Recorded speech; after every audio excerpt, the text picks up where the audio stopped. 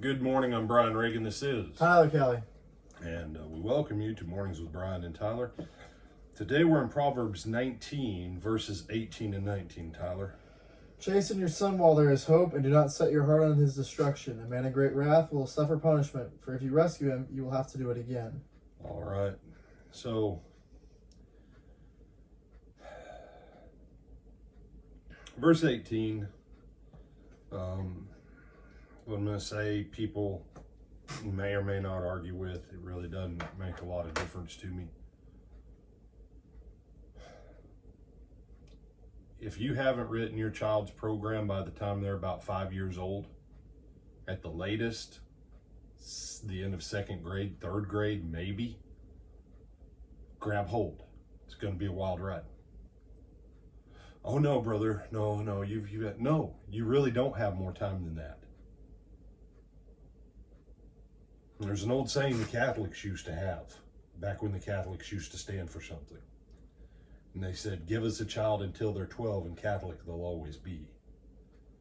There's a reason why they used to say that.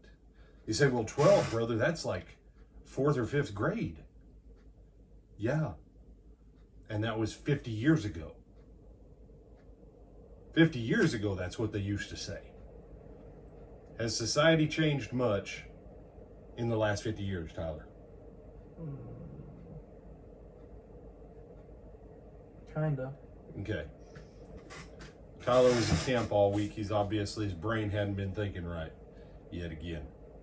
He got out there in the forest where everything was peace, love, and sunshine. The fact is, the world is insanely, wickedly different. 50 years ago, abortion was still illegal. 50 years ago, they weren't teaching children in kindergarten that they were transgender. Yeah.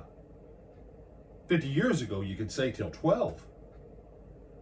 50 years ago, your kid could walk out the door and be gone for 14 hours and you didn't think much of it. And they come back in, 8, 9, 10 o'clock at night, covered in mud and dirt, and you'd be like, what you been doing? Oh, we were out playing. Okay. We ain't that world no more. If you don't get your kid's program written, at the latest by 2nd grade, it may be till they are in their 20s, 30s, or 40s. And then they're going to have to choose it, and it's going to be a whole different level of work to ever get them back on track. This other one, the angry or the violent person. What's he talking about here?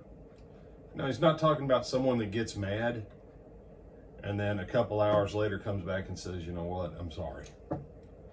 No, he's talking about the person that blows up all the time, can't listen, won't listen. Then finally they hit kind of a low point. They listen for like 30 minutes to get out of the low point, and then they're right back in it. That's what he's talking about. Did you know George Washington had anger management issues? No, but it doesn't surprise me. George Washington was known